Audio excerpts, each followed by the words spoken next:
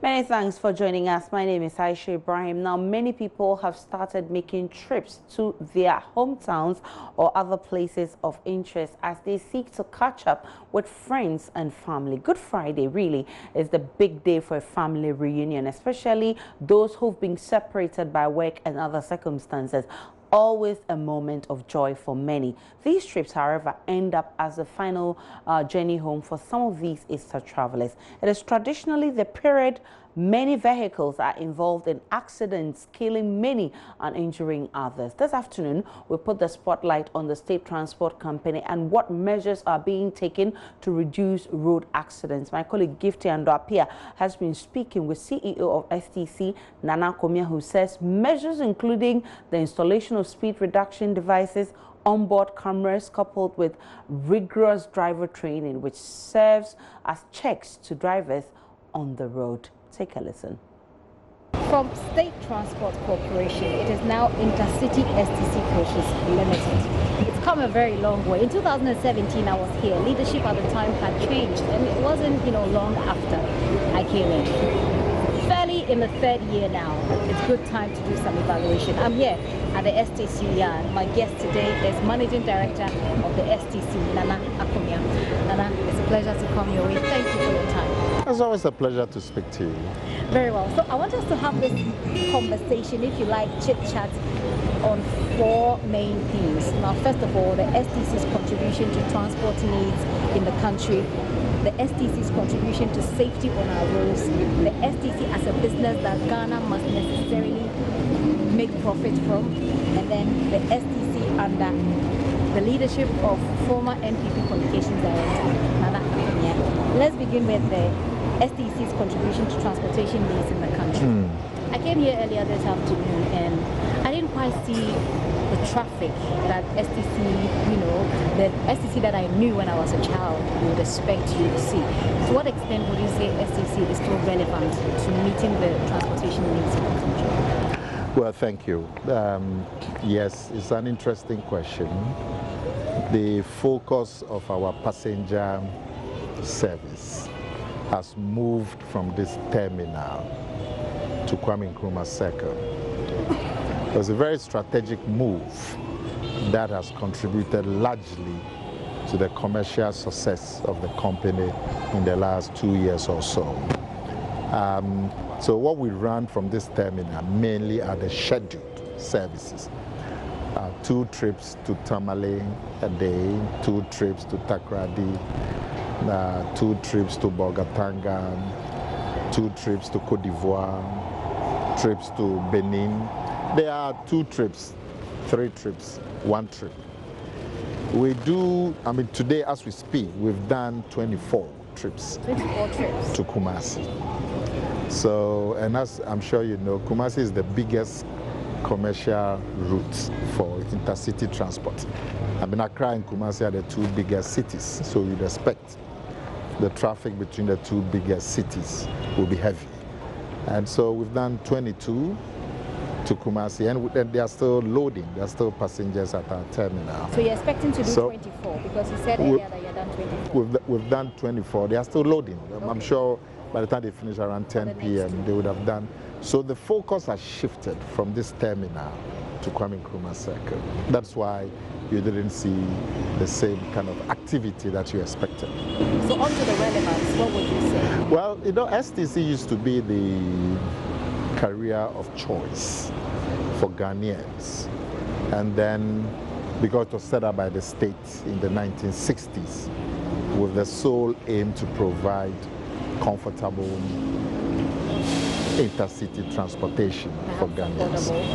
Affordable and all of that, and safe and comfortable. So the state will import state-of-the-art buses for the company. But over time, the company went into some very bad times.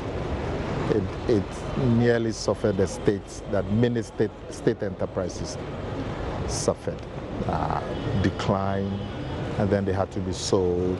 And I'm sure you know of many state enterprises that were sold off to the private sector. STC nearly went that way. Indeed, it was sold to the private sector in 1999. And even the private sector at that time didn't do too well. So the state took it back in 2002. And it's been with the state. But it could not quite capture its old days. Basically because competition from the private sector had picked up. Because of the state support, STC enjoyed major advantages. But when the private sector also started buying luxury coaches, and then they were more nimble in terms of the decision making, they swept the ground away from the STC, and the company went into major decline. What we have done in the last 2 years to bring the company up is just to see what the private sector is doing and try to reinvent the wheel. To see what they are doing and also do it better. Now, you see, the way the average passenger behaves is that they will take they will travel from wherever they live, Latabi or Koshi or Bubuashi or Kaneshi or Mataheko or Mamprobi, wherever. They will take a trotro or taxi if they are traveling to Kumasi. Now, when they take the trotro or taxi with one bag, they will stop at the lorry station, in this case, Kwame Nkrumah Circle. Now, when they stop at Kwame Nkrumah Circle, look at the distance between Nkrumah Circle and it's about 1 kilometer. Now, if there was no alternative, people may walk from Nkrumah Circle to STC to board a bus. We have thousands of But now you have hundreds of alternatives of offering luxury coaches that STC used to be the only company. Now they are offering the OA, VIP, VVIP, M Plaza. They are offering luxury coaches, and they are sitting at Circle. So when the passenger drops from Mataheko at Circle, and it crosses the road and there's VIP, why would they travel 1 kilometer to STC? So really, we're doing, when 2 years ago, we're doing just about 4 trips to Kumasi from this terminal. Now, we looked at it, the new team and myself, and we realized that we were not in the market. The market was at Nkrumah Circle. The market was at the lorry parks. And so we had to move. So we moved to Circle. AMA. What was for you a way of making the STC relevant to travel? So when we moved to Circle, now we were in the market where the travelers were. And now we do an average of 17 trips to Kumasi a day. And we couldn't do 4 from this terminal. So a problem that then arose was that now you have 17, 18 buses that will go to Kumasi, and only 4 will return. Because in Kumasi, there's the same situation. So we had to then move to the main loading point in Kumasi, which was Asafo. It was when we got to Asafo that we had this trouble with the private sector. And that's also some kind of trouble you had here in Accra as well, with those are circles. But now it's all been resolved. It's all been resolved, and we are operating not from Edum, our main station, but from Asafo, which is the lorry park. And so when Circle does 18, 19 on the average, Asafo does 17 on the average. So it's picking up. Now, based on that strategy, we are moving ahead to establish terminals. We've gotten a good terminal at Medina, which is a large congregation of travelers. STC is not there. We moved them. And we're also going to move to Kaswa, and then we're going to move to Amasaman, that corridor, Pokwasi, Insawam corridor. We're moving to Amasaman to establish a terminal. So very soon, the next maybe 6-7 months, you will see STC terminals spread across the city, and then the service will really be available to Ghanaians. And then have our other advantages, like the safety, before you become an STC driver. And I'm going to come there because we want to look at it under the STC's contribution to safety on our roads, that theme.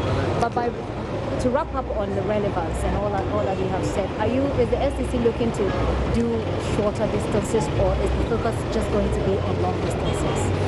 Our strength is in the long distances. So we do 14 trips to Abidjan a week. We do 12 trips to Benin, Cotonou.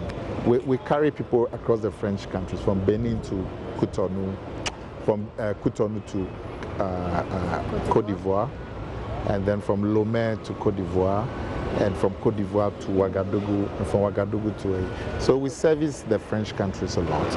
And then we do Kumasi, we do Cape Coast, we do Takoradi. So that is our strength for now. You know, there's also Metro Mass. They do the shorter distances. They have buses configured for the shorter distances. Our buses are configured for Well, a lot of people have said that if that is supposed to be a reason why STC will not want to focus on shorter distances, a lot of people have said that intercity is a pale shadow of itself. That intercity has not really met the expectations that people had. But that's not the conversation. Why? I don't understand. Well, that's a conversation we can have. You want us to do shorter distances? No, if that answer you gave was to say that STC just wants to focus on the long distances, then I'm saying that intercity has not necessarily been such a great alternative for shorter distances anyway. But that's a discussion we can have another day. Okay. So maybe at that time I'll understand your question better. hopefully so. So now that we're done with talking about relevance, let's look at the STC's contribution to safety on our roads. Now, let's begin. Earlier you wanted to start talking about the things that you do that improve safety.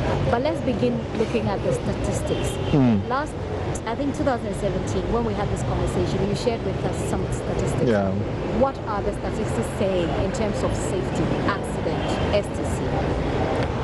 Oh, they've improved dramatically. I don't have the latest one. Normally we rely on the Road Safety Commission to give us the statistics on a quarterly basis. This quarter, January, February, April, May, June, we'll have the latest statistics in June. But the last quarter, if I remember, they've improved dramatically. What we do, and I believe, you know, the main thing in this country where we have failed is, in terms of road safety, is just to enforce the laws. The law provides that highway speed should be 100 kilometers an hour. There's a reason for that. Many of the coaches, long distance coaches, have been configured to withstand impacts at that speed. So even if anything happens and there's an accident at 100 kilometers an hour, the frame, the chassis of these buses are designed to absorb the impact. More than that, the impact is transferred to the passengers. That's why there's always a 100-kilometer limit. And all we have to do is to enforce it. When you look at commercial traffic, the man wants to get to Kumasi so they can come back again. They want to go and come and go so they can make more money. So the natural tendency is to go quickly. And there's also a 100-kilometer speed limit. So if you leave it to the driver, he wants to go and come quickly. It will be difficult for them to limit themselves to the 100 kilometers. Not to throw caution to the wind. So what we do on our buses is that we actually have installed devices that limit the speed. So if you are an STC driver, it will be difficult for you to go beyond 100. I believe as a country we should do the same. We should require every highway bus to have that mechanism. If you fix it at, say, 120 kilometers, because sometimes you need to overtake, and when you are overtaking, you need to speed up. If you put it at 120, But even then, an alarm will sound so that after the safe overtaking, the driver will have to come to 100. Otherwise, the alarm will keep sounding. And these are very, very simple devices that you can install in every bus. We have them. So our drivers really are constrained from going more than 100 kilometers an hour. Also, we have a very rigorous driver training. You have to have your license F, which is the basic license that we have. And it's also the highest license when it comes to commercial driving, license F. It starts from A up to F. F allows you to drive. Before you get license F, it means you get from A, B, C, D up to F. The basic one is F that we require. And then when you come with the license F, we have a state-of-the-art driving school that will take you through for about 2 months. And then you do a written exams, and you must pass the written exams and all of that before you become a driver. So our drivers have gone through beyond the license, having the license F license. They're also required to go through a certification process here, which is very rigorous. And if you have time, I can take you to the driving school, so you'll see the kind of equipment that we have for training drivers. That would be great. Yeah. That would be great. And so that also allows our buses to be safe. We have onboard cameras on all our buses. And so the driver knows that the performance is also being monitored. And that also adds as a break. It's not perfect, but all of this constrain the driver to drive properly. And that accounts for some of the safety records that we have. Very well. Now, you spoke about enforcement, and this is something that I've had a lot of people talk about. What do you envisage is really the bigger problem here? Enforcement or attitudes? No. I mean, we all have good attitudes, you and I, but we have the laws. If you're going to rely on attitude, there will be no need for the laws. It's because you can't rely on attitudes. That's why there are laws. And this is an argument I've been making the whole week, because the whole week I've heard a lot of government officials and a lot of people in government agencies blame everything, every problem we have on attitudes. But the point is, the attitude is the reason why there is a law, just as you have said. Is it the same Ghanaian when he travels to, say, Europe, his attitude changes? Because there are laws. Because the laws work. They know that if they don't behave properly, the law would catch up immediately. So it's not about... No, attitude is just a little bit of it. It's the law, the recognition that I would be found out if I don't behave properly, whether I'm driving or whether I'm walking the streets. When I know that, take the secondary schools. Some of them are very disciplined because the administrators enforce the laws. And some schools are very, but it's the same people. When you and I go abroad, we behave very, very well. I know of Ghanaians who, when they see police people abroad, they put their hands behind their back, even though they want to show the utmost respect. Utmost respect. So that's a Ghanaian way of responding. It shows you that the man can be a very responsible man when he knows that there are constraints. Yeah. So attitude is important, but the more important thing is to enforce the laws. But you are in government. Your party is in government. Every government. Push it when it comes to you push it. Every government has been afflicted. Every government has been. Would you say your government is overwhelmed then? No. Look at this place. There are laws.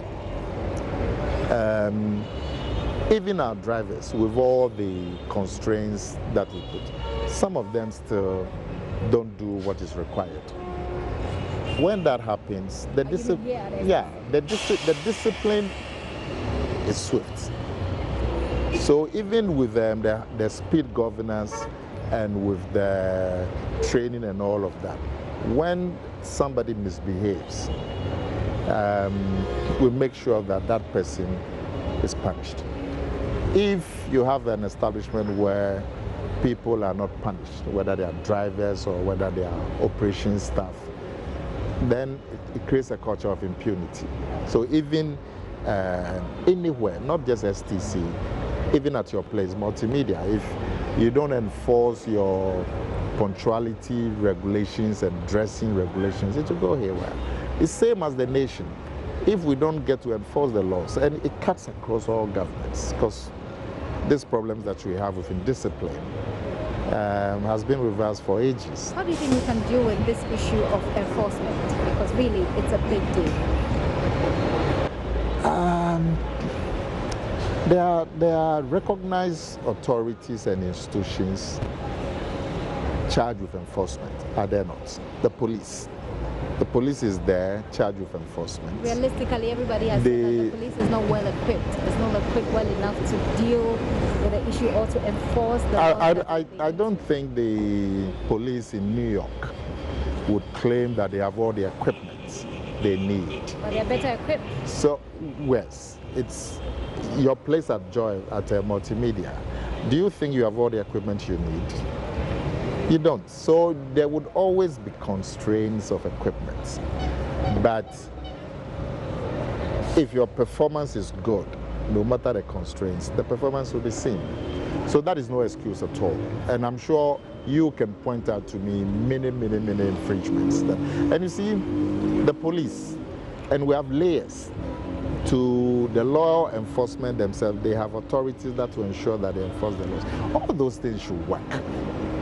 When you go abroad, it's just that the laws work. How do they make them work? The same people who are there, the same schools that we all go to, the same training, but they make sure that the laws work. Okay. The last time I spoke to you, you mentioned this STC training school that you have. Yeah. And then you also mentioned that there, as part of your mandate, and correct me if I'm wrong, as part of your mandate, you're supposed to help other private commercial journalists to also show up their skills. What happened to that plan? Well, you know, like we had discussed, a lot of things ran down, but we've engaged some private partnerships, and that has led to a retooling of the driving school, modern equipment that I don't think any other driving school has. And then we reopened it again about 2 months ago. And so now we're getting a lot of interest from private sector because they come and look at the facilities and they know that their drivers will get good training. When you have a minute, I'll urge you to go there and check it out. These and multimedia is a private partnership. I mean, these are those who are requesting for training. Oh, yeah. These are private commercial buses or bus drivers. Yes, who are coming in for the training. And when people come and see, they want their drivers to come here for the training. But we've not had any, say, advertisement or anything. So how do people even know that there is this resource they can tap for? And those in the industry, they look around. They look around. But we are going to do a lot of advertising. You wanted to give multimedia free services? Well, at a discount. But if you have drivers that you want to be retrained or even trained, bring them here. So when you go and have a look, you will bring your drivers here. I hear you. We'll see how it goes. We're having a chat with Akomea. Akomea is Managing Director of STC. So we're looking at the STC from 4 basic perspectives. We're looking at STC's contribution to transportation, STC's contribution to safety on our roads, STC as a business that the Ghanaian must necessarily make profit from, and NBC, and STC under the leadership of a former communication director for the governing NPP. We've just finished talking about the relevance. We've also spoken a bit about the safety on our roads. Recently, we've had some very disturbing statistics. We saw one day, we saw a number of people killed in one day. Over 60 people killed in one day. When the STC, you as head of the STC, head of it, I'm wondering what went through your mind on it? Well, like every Ghanaian, I was extremely shocked for people to die under those circumstances. I mean, dying from natural causes is bad enough, but dying from and in that violent manner, an accident and bent a life. I mean, you can't even begin to think about the suffering and the pain that the people went through. So we're all distressed. One, it made us also review our processes to reinforce them. You know, when we have night services, there are always two drivers in the bus. So whilst one is driving, one will be resting. And after every 4 or 5 hours, they change. And that is one thing that we do. We always have two drivers for any journey that goes beyond 5 hours. Now also, the night services, there are devices now. We have shown an interest and we've gotten somebody to come and do a demonstration for us. There are devices now that the night driver can wear, and when it monitors their brain waves, and when their brain waves show that they are feeling sleepy, it wakes them up.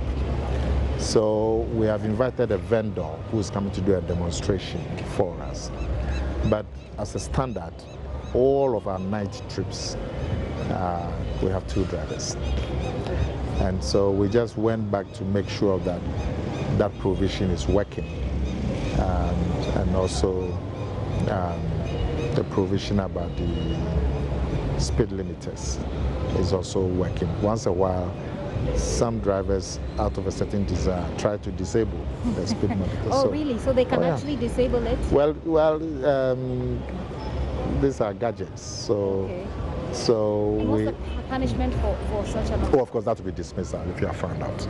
But so we had the inspectors check all the 90 buses that we have to make sure that the speed governors are in place.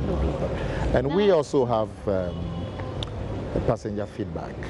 So the telephone numbers of my deputy MDs, not some help desk. My deputies are on the buses, and so people can call. Passengers can call in when there's any complaint, and they can speak directly to the deputy MD, Kwabena Sintim Abuachi. And that also. So far? Oh, he's standing there. He will tell you. Sometimes it's terrible. He gets 40, 30 calls a day from passengers complaining about. I'm sure the time, because I remember one time I was traveling on STC and it took forever, and there was no communication as to what is happening. At a point, they changed the bus. What I believe, the other thing too that the government should do is to create corridors for mass transport. Mass transport? Transport, yeah, the high capacity. Okay. So, look, when we go into Kumasi, no, not trains, I'm talking of buses. When we are going to Kumasi and we set off at 4 p.m. from Circle, it takes us 1.5 hours to get out of the traffic. So passengers, we have to still stick to 100. Now when passengers are sat through 1.5 hours, 2 hours to get from Circle to Sawam, then they complain that they spend too much time on the bus and so on. Now, we don't have trains. What we have are the large buses. If government can create a block of lanes during peak hours, so OA, VIP, STC, once it's a high capacity bus, you use those lanes. It will help a lot. Do you see that it is a realistic, feasible? What is difficult about it? You tell me. It has nothing to do, no, it's just government determining to do it. It's not difficult. We are not asking government to build. What we try to do with Intercity. No, you mean the mass. The Ayalolo thing. Yeah, isn't that what we try to do? Yeah, that's what we try to do. That it's another story. But and this is a short. Yes, but that concept. No, the Ayalolo has not failed because of the lanes. No. It didn't fail because of the lanes. And if you go into it, the difficulties they are having is not because of the bus lanes. The bus lanes are still there. No, the point I'm actually trying to make is that the bus lane system, you know, that the whole idea we've tried it and it has not worked. Well, the bus lanes were not completed. I mean, you have 100 meters and then you join the main traffic. I'm saying that rush hours between say 4 and 6, block lanes for buses, and you see. Block lanes for Yeah, buses. because you see, like I'm saying, if the passenger sits in the bus, he sits in for 30, 40 minutes. The bus gets full. The bus then takes another 2 hours to get to Sawam. The passenger is tired. And they begin to give the driver pressure. And they begin to give the driver because they've sat in the bus. But otherwise, if it shouldn't take 20, 25 minutes to get from Circle to Sawam, to the highway, where the highway begins. Once they hit the highway and they're doing 100, you should get to Kumasi in 3 hours. But the internal traffic, so if government, through the Ministry of Transport, when I say government, I'm talking of the states. Yes, if the state of Ghana could have a provision that will say that between 4 and 6 will block one lane for commercial traffic, it will help. Well, we'll see how that goes. Yeah. But let's talk about STC as a business. Is it thriving? What do the figures say? Well, no, it's thriving. You know, the government of Ghana got us 50 new buses in October 2016. And that gave the platform for a new life for STC. So far, since the new administration came, we've added about 45 buses. So now our fleet is almost 100.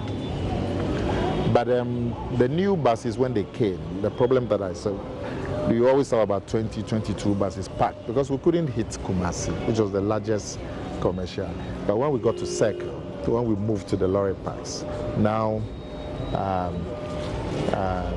we are doing about 17, 18 trips on the average. And as I speak, our monthly revenue used to be 2.3 million cedis. Now is averaging 5 million cedis a month. We are able now to pay SNIT. We couldn't pay SNIT contributions for 10 years. We are paying the arrears, and we are also current on the monthly. We are paying government money for the loan that government took for the buses. Never happened. How much? And we are also actually now on our own balance sheet buying 100 buses. Okay, so wait, on our own balance sheet. With the government, what the deal that the government? The government gave us 20 million. $20 million. And every 6 months we pay $1 million. Okay. Are you done? Sorry? Are you done? Oh no, it's been the buses came in October 2016, and there was a little moratorium.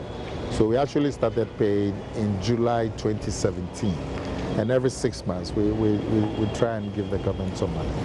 Government must be impressed with your performance so far then. They are too, they can't believe it. The first 2 occasions they couldn't believe it. I see. Yeah. Now you say you're purchasing your own 100 buses. Yeah. On our own balance sheet, which has never happened. And check with it's 17. Well, we did a tender. We went through the procurement law, and so we got the lowest tendered A. And you know, it has to go through the Ministry of Finance, Ministry of Transport, and eventually to even go through Parliament, because when the buses come, we'll look for it. So it's very rigorous exercise for value for money. It's a total of $17 million for 100 buses, the spare parts. Yeah.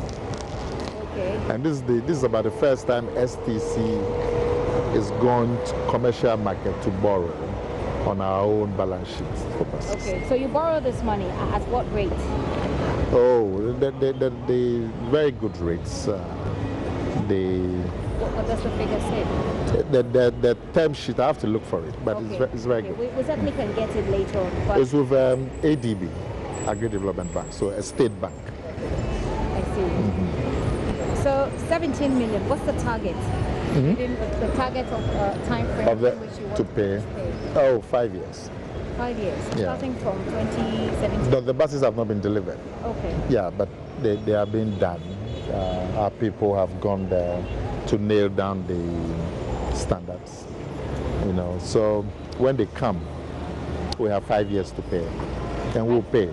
I with the new terminals that we are setting up. I've noticed how you say this with a lot of pride. Yeah. In terms of profit, how much have we made so far?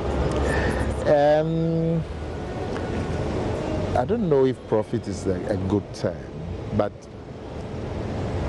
our revenue over our expenditure has improved dramatically. Our wage bill, it's about 1.4, 1.5 million cedis a month. Our fuel bill alone is about 1.3 million cedis a month. And then you look at other operational SNIT contributions and so on. We're still able to make something to pay our debts. So it's not, I wouldn't consider it profit because we owe. Yeah, because we owe the government, we owe SNIT for 10 years, we owe Ghana revenue authorities for like 8 years. We haven't paid. We are paying all of it now gradually for payment plan. So the excess income is used to pay. So I wouldn't call it profit. I'll say that it's income over expenditure. It's quite good. So now we're able to pay. We used to owe Ghana Water for like 3 years. Ghana Water. Our monthly bill is 8,000. We used to owe plenty. We couldn't pay. Now we're paying. We're settling all of that. Every month we pay 75,000 Ghana cedis to SNIT, and then 70,000 cedis for the backlog. That we hadn't paid for since 2010. We hadn't paid Ghana Revenue Authority for like 8 years. We owe them. And so they've come here with, when we started paying the money to government, all our creditors came, including SNIT. So we are making arrangements. We're going to pay SNIT 4 million Ghana cedis, but the banking crisis, so it's been difficult to get the money out. But we're going to pay SNIT. We owe them for like 20 years. Could SNIT have done better? Do you think that STC, could STC have done better? I mean, I've heard all that you're saying. You say it with pride because it's like best of the West situation. But could the company be doing much better? I think, like I said, the main constraint, in my view, that beyond the usual petty difficulties that you have with efficiency and all of that, the major difficulty that the company had was that these terminals, as it is, were not viable. And they were relying on these terminals, and people were not coming. So there's the operational decision to move to the lorry parks is really what has changed the company. Expanded your rights, yes. I guess. But so instead of just operating from this terminal and expecting everybody to come, we are now at Circle. And you're creating, and then we are going to Medina, and then we are going to Amasama, and then we are going to Kaswa.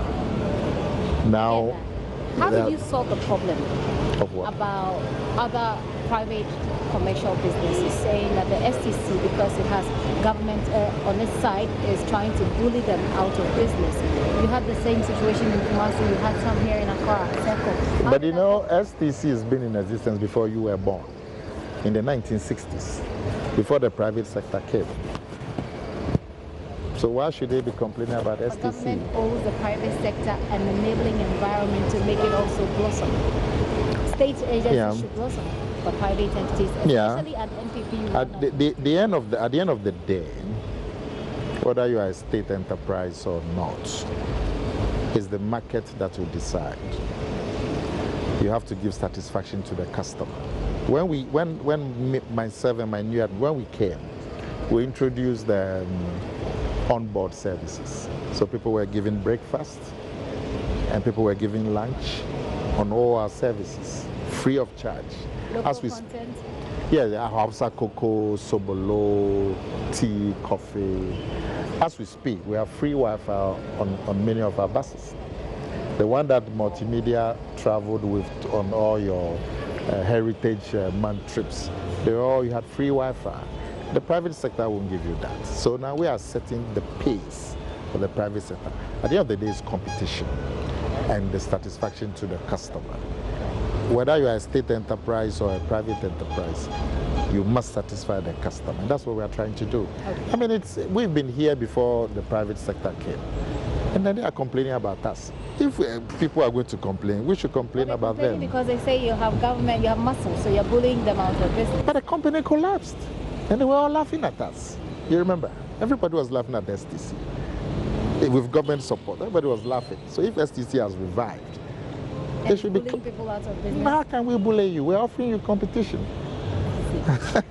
I'm talking to Nana Akomea, he's Managing Director of STC, and momentarily we'll be going into the bus to look at the features, which he speaks of quite proudly, and we'll have him take us through those features so we can have an idea of what it is that's going on here. But before we go there, my final theme for this conversation, Nana, is STC and former NPP's communication director, Nana Akomea.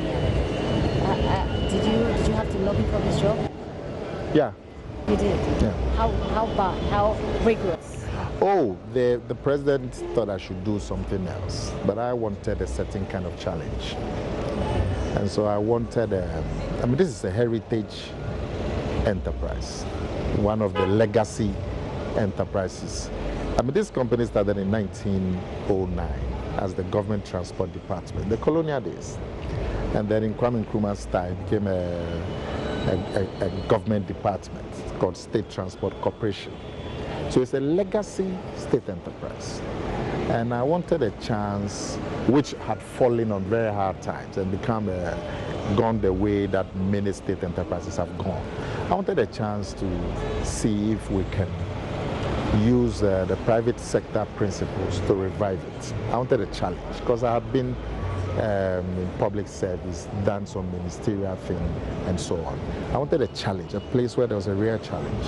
We pay our own salaries. The government doesn't give us a peswa.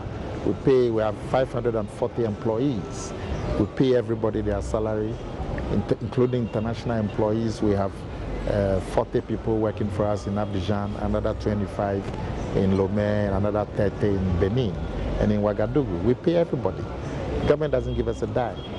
And we pay our social security, we pay in our water bill, we pay in everything. Why did you choose STC? Because of the challenge. And fortunately for me, it has been modest success. In another 1 year, you'll see. Who else wanted the position? Oh, I don't know. I mean, when I asked the president for it, he wasn't keen. But I said, let me. Yeah, because he thought you deserved. He wanted me to do something else. I said, no, let me go. I want a challenge. Let me go and see. What did you want you to do? Oh, you don't expect me to repeat my conversations with you? Not necessarily. You're not repeating I won't repeat your private conversations with me. No, so why should I repeat? No, but the ones you have with me, I won't repeat them. No, this is not private conversation. Huh? I mean, this is more like, the public conversations. The people that we pay. If there were public conversations, if there were public conversations, you would have heard and reported on them. So you won't tell us. No, I won't tell you. No. All I can tell you is that the president initially wasn't keen. I said, I want to do something that I find a challenge. Did you have a hard time convincing him? I heard the president is a very tough person to deal with. Yes. But at the end of the day, he realized that I really wanted to do it. So how did you convince him that you have the requisite skills? I mean, you are communication. I didn't convince him. He said, okay, if that's what you want to do. In fact, he used to tease me. He said, hey, Akomea has all important job.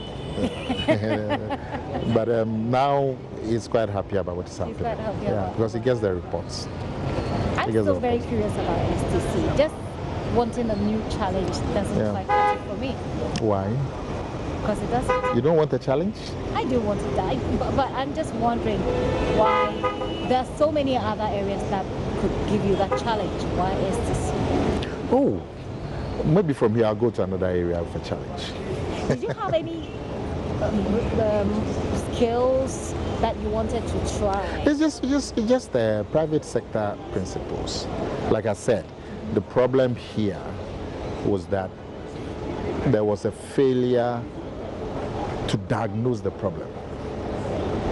You see, like I said, we had new buses, but half of them were packed at the back. So there was a problem. When I came here, the stories I used to hear, they said there's juju There are people here in the pay of our competitors who are always sabotaging us. I was giving names. These are the people you must sack. You know, and that there was some juju here, there's some curse. In fact, one person who's a former minister said, as for STC is cursed. What are you going to do there? Nothing they do works. But the problem was that the position of the terminals had become redundant. So for you, that was the problem. And the evidence is very clear. Like I said, this beautiful terminal, if you couldn't do 4 trips to Kumasi, which is the biggest route, the most profitable route, and when we moved to Circle, we are doing 18, 19 trips. So and then we couldn't do 4 trips from Edum to Accra. When we moved to Asafo, we are doing 16, 17 trips. So it's clear an operational difficulty. And once that was so, and when we go to Medina, and we go to Kaswa, and we go to Amasama, you see the number of trips we'll be doing to Kuma, and the revenue level. Sorry? Did you sack anybody? No, we've actually increased the employment. You said you had a list of people that... No, I didn't sack anybody. You didn't sack anybody? No, I didn't sack anybody. I thought if anybody would sabotage us, it's because there's internal weakness. Otherwise, nobody can be in the employment of our competitors and sabotage, unless we ourselves we are internally weak. And this is my very final question. Tell us about some of the challenges you've had trying to deal with this state problem. The biggest challenge is the attitude, because people have been used to working in the States. So they were not used to working along private sector mindset. Mm-hmm. So people still have that mindset. Oh, we must close at 5. Oh, we here weekend we close at this time, and all of that. You have to change that. Either you remove everybody or you do a lot of orientation, and that's what we are doing. We're also employing a lot of technology these days, and it's working. Our ticketing process becoming easier. Very soon we will launch our online platform where you can buy the ticket and choose your seats and the time of travel anywhere on the scheduled services. So we're going to launch it very soon, sometime next month. So we also employ a lot of technology, and also to overcome some of the difficulties with the manual processes. Little pilfering here and there are all being checked with the new software that are coming. So in another 6 months, when we have this conversation, you will see that a lot of progress has been made. I'm looking forward to that conversation. Is there anything else? Have you traveled on the buses at all? I have traveled on STC once. We gave, when you had your Heritage Month, you use only our buses. And I understand. I was not on that trip, but... speak to your colleagues who were on them. They were full of praises for the new buses. You do feel very proud about your achievement here. No, I'm just reporting to you. You believe you have done. I am just reporting to you what your own people reported. When you have left this place, what do you want people to point to? What do you want? Oh, I think the biggest legacy will be the operational shift to the new terminals. Okay. And anybody, I mean, if we were able to, now we have Circle, we have Asafo. If myself and my new team were able to add Amasaman and Medina and Kaswa and also Kejetia, and we're going to do 3 or 4 more stations in Kumasi. If we're able to do those things, it will be a very good legacy, because that really is what's saving the company. It's all about. And I can't wait, as a Ghanaian, I can't wait to see how STC grows out of its debt, and how STC grows to actually become a profit-making venture for the state. And Akomea has been my guest. We'll be talking STC, the problems and the successes from so far. Is there anything else I haven't asked that you want us to know about what's going on? Well, like I said, I would like government to take seriously the creation of the corridors, especially at peak hours between 4 o'clock and 6 p.m. for intercity buses, all of us, not just STC. Friday buses as well. Yeah. Just for 2 hours every day, so that we don't spend 1.5 hours getting out of Accra or Kumasi. And also, government should, or the state should enforce the speed limit by having every commercial transport install the speed governors. They make a loud alarm when you go beyond 120 or 100, and that would, because the nature of our highways, they are not dual carriage, they are single lane. So anything that happens results in that. If the tire bursts or there's a little careless driving, it results in an accident. A goat crosses the road, the driver tries to swerve, it goes to the other lane.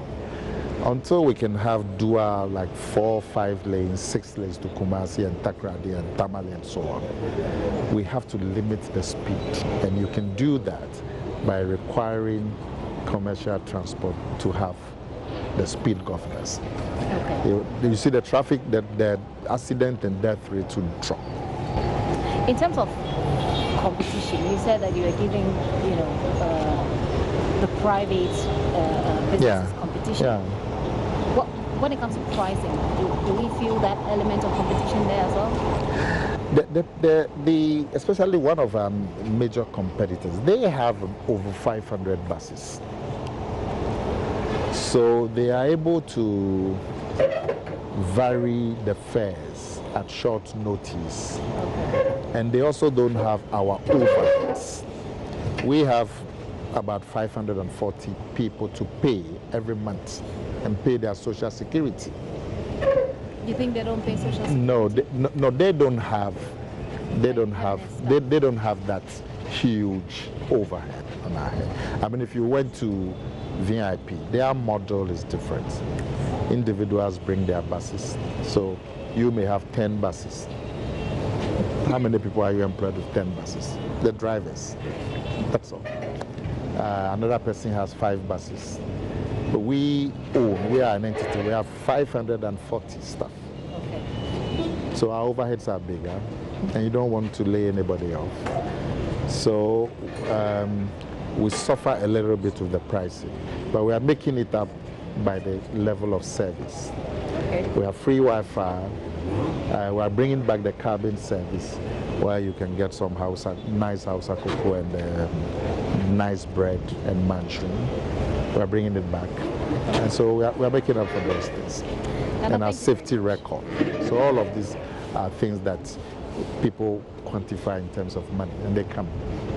And it would be really instructive that everybody else could learn from the safety protocols, because that's the key, that's the big deal when it comes to transportation here. As I said, we're going to have a look at the process, and then we'll wrap it all up from there.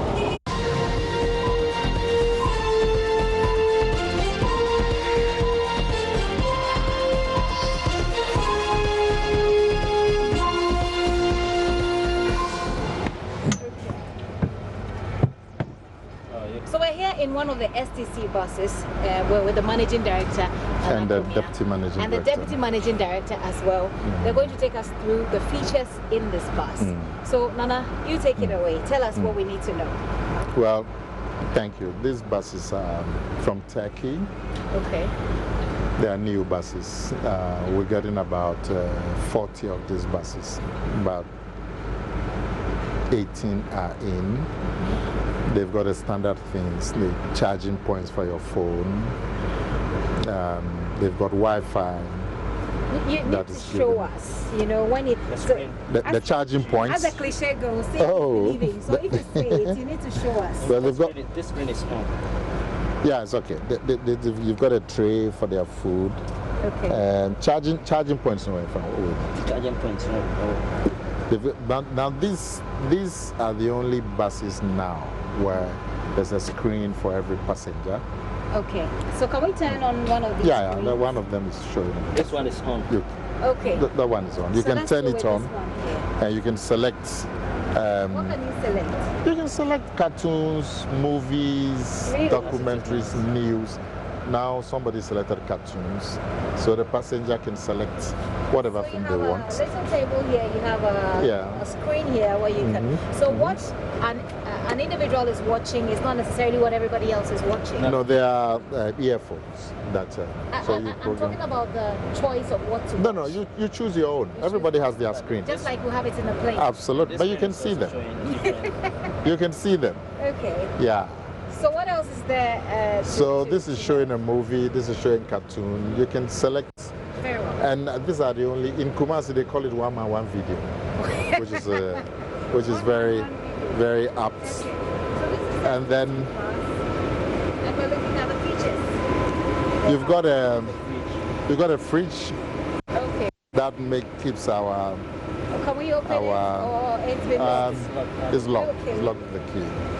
It's a fridge. Oh, okay. All There right. you are. And then you've got warm water facility That's the toilet. too. There's a toilet over there. This is the emergency exit. And that's a toilet, Let me help urinal. open the toilet. Okay. So we can have a look at it. Oh yeah, go and have a look. Go there. Okay. So let's see Where you can even make your hot tea. Yeah. Where's it? Where's the hot water? I'm having like actually. Okay. So this is the This fridge. is the fridge and the sorry for that. Ready for the next thing to see. How Yes, more to show us? you have this thing here Okay. where you can make your hot tea. So I'm just on it. And you can make tea. Okay. It's a kitchen. Do people get to make tea or? Well, we make it for them. By We'll the serve. ladies on board. They are served by the ladies on board. Okay. I think we should take, now that we have the lights, can we take a shot of this one? The toilet.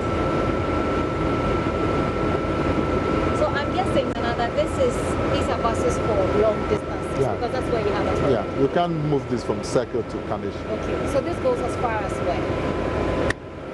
Anywhere. Tamale, Abidjan. Our longest route is actually from Abidjan to Zabreb, which is about 1,400 kilometers. That's our longest. But we do Tamale, we do Bolga, we do Wa. So with this kind of bus, you can't do Kanishi to Odoko. Okay, these buses, or each of these seats, there are 6 numbers. But does the seat number work at all when It people does work. get their tickets? Yes. Yes. On the scheduled buses, with the online booking, you can actually book your seat number online. Okay. So you pay and then you look, it will show you the number of seats that are empty and then you choose your seats. That's it. Okay. And it does have some compartments here as well where you can keep your luggage Yeah. and stuff. I think these are standard on all buses. That's You should have overhead compartments. And another emergency exit Yes, up here. yes. Which a lot of people have said if people know where the emergency exits are when they get on the bus, in case there's an accident, they'll know the easy route to escape. The law says you should provide for a second door, but Which is there. there are a lot of buses doing international intercity travel that don't have a second door. So it's just enforcing the laws. Okay. So what else? We're curious to learn more. Is there anything else we should know? And these buses are very comfortable. They operate on air bellows. What is that? Air bellows are a kind of suspension system that keeps you floating. Keeps you floating. Yes. Oh wow. So we call them air bellows. Okay. Yes. Your people who traveled during the Heritage You Month can't stop referring to my people who travel. So I see a would beautiful tell you. lady at the bottom of this bus, and they happen to be some of the people that you get Yes. to meet. How many of them on each bus now? Well, when the cabin service comes back, probably next month or by June, you're going to have ladies like this in charge of every bus. They will welcome passengers on board, show them the safety features, how to put on the seat belts, all the seats have seat belts, how to operate, to select their film, to charge their phones, and also serve them breakfast. Is this Depending all on the time. necessary? Isn't it extra expenditure on the part of STC? That is what makes you a market leader. It's like you people get up and make sure that you serve us news at 6 a.m. Or somebody will say, why don't you do it at 7 a.m.? You do like referring to multimedia a lot, don't you? Because that's what you would understand. So you have to differentiate, and you have to keep moving, because the competition means you must always give better service. If you stand still, they would they'll overtake you, and that's so, what you want to do. Yeah. Well, this is our heritage. Hopefully, it will be making us some money Absolutely. in a couple of months, couple of years to come. Are we done here? Are we done here? I think so. We're done I here. think so. Okay, The next thing is to ride, trip back, ride in the bus and feel the air ballast. Okay. This way. This is the exit. Okay, the emergency exit. Come and go down the emergency exit. This is the emergency exit.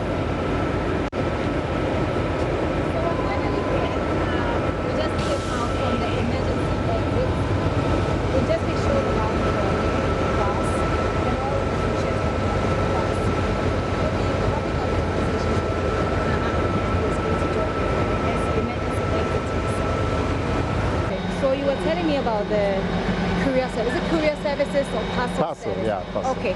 So, well, the SEC doesn't just do parcel of human beings. They also have parcel services. And we're just told that it's costing them a lot of money. No, no, you didn't tell us a lot about that. Do tell us. Well, as part of our strategies to enhance revenue, we are engaging the private sector in the non-core services. One non-core service is the parcel service, where parcels are carried on board the buses. When we used to operate it as STC, we would make an average of 100,000 cedis a month. We got a private sector partner who's brought in new equipment and new operational procedures, and we are making 250,000 a month. We've also engaged a private partner for the driving school. They've brought in new equipment, including simulators, that somebody learning to drive will sit in the simulator and you can simulate every road condition, rainy condition, dark condition, hilly condition, bad road, curves. You can simulate everything. So by the time the man or the woman gets onto the road, they know all it is about, steering, everything. Real time, real life simulators. And I'm really hoping that you go and have a look. Yeah, we'll go have a look at it. And that is also starting to earn us some money. Okay, the courier service, Nana, you're doing a private-public partnership. Yes. What's in this for the private partner? What is in it for us? What is in the profit for the private partner? We don't know their profits. What is in it for us is Why don't you know their profit? Well, I'll show you why. We were getting 100,000 a month. The private operator is giving us 250,000 a month. So our profit has gone up 150%. So they don't get to have any percentage in that amount that comes to you? No. They also make their profit. Whether they make a profit or not, they have to pay us 250. And since then, they've been paying us. But what was the agreement, the initial agreement? The agreement is that they pay us 250,000 a month. And at what percentage to them? Transparency. Well, no, we are not. We don't know. They can make it. They can make laws. They can make. How do you know when you have a private partner? Well, our interest is to get our 250,000, and then also to make sure the standards are maintained. Okay. But as to if they make another 100,000, that is up to them. We were making 100,000. Now we make 250. We'll investigate the percentage. We've also. You need to go check out our vehicle. No. The vehicle road welfare center. It's new. It's going to be the best in the country. It's just over there. We're going to commission it by June. It will have facilities to process 140 cars a day, including buses. And it's just over there, state-of-the-art equipment. Okay. And also with engagement with private sector. And it's going to earn us a bit of money. So we are farming out the non-core by engaging the price, and it's enhancing our revenue quite well. Very well. Private, public, private, public? Yeah, public, private. But then our people can get quick passengers and staff can get quick medical. This is our business sector, very thriving. When passengers come from especially the international stations, this is where they come in, while the buses refuel, and they stop over for about an hour. I guess very soon you have guest There's house. live band. There's a guest house over there. Oh. That one. Now this is our valuation office. And the hostel. This is our valuation office. Okay. Where, you know, by, value? they value cars. Okay. So if Joy FM wants to, Multimedia wants to sell cars, they come and do the valuation here and get a value of the cars. So pretty much every service here is open to the public. Everything is open to the public. Very soon we'll be opening the workshop itself to the public. We're getting a $5 million investment from a private operator to bring in new tools, and then we'll open up to the public, our workshops. So now you want to show us the clinic. This is the, but it's locked. But this is it. Training school is locked as well. Yeah, but the DVL is just behind the clinic, just over there.